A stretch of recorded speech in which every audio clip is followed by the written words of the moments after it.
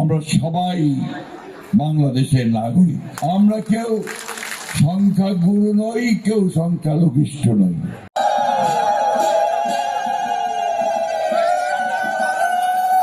ধর্ম, গোত্র, বর্ণ দিয়ে মানুষের মধ্যে বিভেদ সৃষ্টি করা, এটা হচ্ছে এক ধরনের সুবিধাবাদ ও এক ধরনের বর্ণবাদ। প্রিয় ভক্তবৃন্দ, আমরা সবাই জানেন যে আমার ধর্ম বিশ্বাস ভিন্ন। আমি শিক্ষায় শিক্ষিত হয়েছি, তাতে আপনাদের ধর্মবোধকে, ধর্ম বিশ্বাসকে শ্রদ্ধা করবার, সম্মান করবার সেই শিক্ষা আমি পেয়েছি। এবং আমরা বিশ্বাস করি যে বাংলাদেশ নামক এই রাষ্ট্র 1971 সালে যখন স্বাধীন হয়, একটা রক্তাক্ত যুদ্ধের মধ্য দিয়ে স্বাধীন হয়েছিল। আমরা যারা বয়স্ক মানুষ, 50 বয়স যাদের আছে, আমাদের মনোজ বাবু আছেন, মনে আরো অনেকেই আছেন, তারা সবাই জানেন যে আমাদের লক্ষ্য ছিল একটি সত্যিকার অর্থেই অসাম্প্রদায়িক বাংলাদেশ, একটা সমৃদ্ধ বাংলাদেশ, গণতান্ত্রিক বাংলাদেশ আমরা নির্মাণ করব। কিন্তু দুর্ভাগ্য আমাদের, এই বাংলাদেশকে সাম্যের ভিত্তিতে, ইনসাফের ভিত্তিতে নির্মাণ করবার জন্য আমাদেরকে বারবার রক্ত দিতে হয়েছে, বারবার রাজপথে গিয়ে দাঁড়াতে হয়েছে, সংগ্রাম করতে হয়েছে, লড়াই করতে হয়েছে, জুলুম সহ্য করতে হয়েছে, নির্যাতন সহ্য করতে। এটা শুধু বাংলাদেশে নয়, সারা পৃথিবীর মানুষকেই এখন সত্যকে প্রতিষ্ঠা করবার জন্য অনেক ত্যাগ স্বীকার করতে হয়। প্রিয় ভক্তবৃন্দ, আমি লম্বা বক্তব্য দিয়ে এই অপরাহ্নে ক্ষুধার সময় আপনাদের সময় নষ্ট করতে চাই না।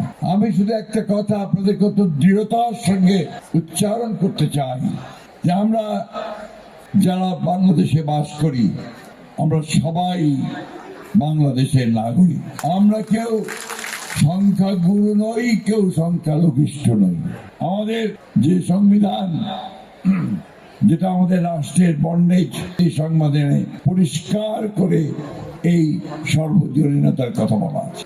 আমাদের নেত্রী যিনি কিছুদিন আগেই বিগত হয়েছেন, যা সেই স্ক্রিপ্টে লক্ষ লক্ষ মানুষ ঢাকা রাজপথে সমবেত হয়েছিল, বেগম খালেদা জিয়া, তিনি সবসময় একটা কথা বলতেন, যখনই আপনাদের সম্প্রদায়ের নেতাদের সঙ্গে তার কথা হতো বা কোনো অনুষ্ঠানে তিনি যেতেন, তিনি বলতেন, আমার সামনে আপনারা নিজেদেরকে সংখ্যালঘু বলবেন না, কারণ আমি বিশ্বাস করি আপনারা সংখ্যালঘু নন, আপনারা হচ্ছেন বাংলাদেশি নাগরিক। আমাদের দলের যে গঠনতন্ত্র, সেই গঠনতন্ত্র পরিষ্কার করে বলা আছে যে আমরা সকল ধর্মের প্রতি শ্রদ্ধাশীল এবং আমরা বিশ্বাস করি ধর্ম যার যার, কিন্তু রাষ্ট্রটি হচ্ছে সবার।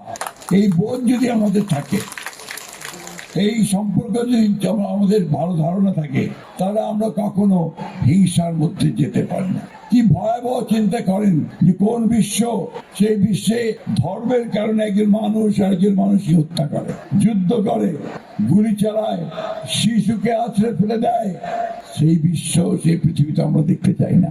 আমরা একটা পৃথিবী, ভালোবাসার পৃথিবী দেখতে চাই, একটা প্রেমময় পৃথিবী দেখতে চাই। সেখানে ধর্মের কারণে বিভাজন সৃষ্টি করা, এটা কোনো মতেই গ্রহণযোগ্য না। প্রিয় ভক্তবৃন্দ, আজকে হয়তো আপনারা মনে করতে পারেন যেহেতু সামনে নির্বাচন আছে, সেহেতু আমি এখানে একটা সুযোগ নিচ্ছি আপনাদের সামনে কিছু কথা বলার। হ্যাঁ, সেটা সত্য যে আমি আজকে আপনাদের সামনে এসেছি, কিন্তু অতীতেও আমি আপনাদের এই মন্দিরে অনেকবার এসেছি। Next level, well done, side by side, free.